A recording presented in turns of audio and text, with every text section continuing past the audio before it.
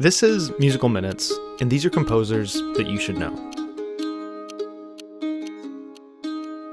Composing a symphony can be a formidable task, and managing a second go after a disastrous first attempt might even require a trip to the hypnotist.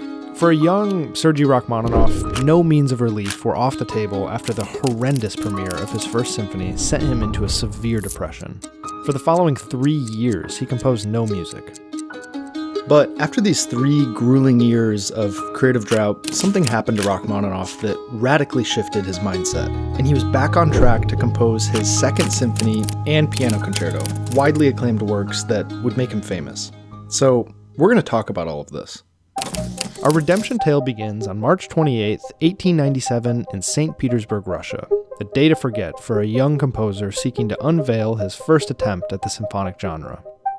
Murmured criticisms over the relatively progressive nature of Rachmaninoff's compositional style swelled to an uproar after a catastrophic first performance.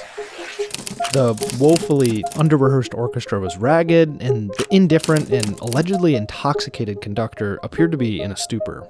Rachmaninoff himself walked out in despair well before the final note had sounded. The effects of this catastrophe were severe and debilitating. Rachmaninoff's belief in his compositional powers were completely shattered. Finally, in 1900, the composer turned to the services of Dr. Nikolai Dahl, who prescribed a rigorous regimen of hypnotherapy that lasted over 3 months. The product of these sessions was Rachmaninoff's wildly successful Piano Concerto No. 2, a work which restored his public image and which he dedicated to his miracle-working physician. Even with this success, though, Rachmaninoff remained unconvinced with his own compositional prowess, and he moved to Dresden, Germany with his new wife and young daughter. It was during his time in Dresden that he was able to complete a new symphony, one which would elevate him above a mere performer and into the pantheon of the great symphonists that he'd so admired. Rachmaninoff once remarked that he composed to give expression to his feelings, and his Symphony No. 2 exemplifies this.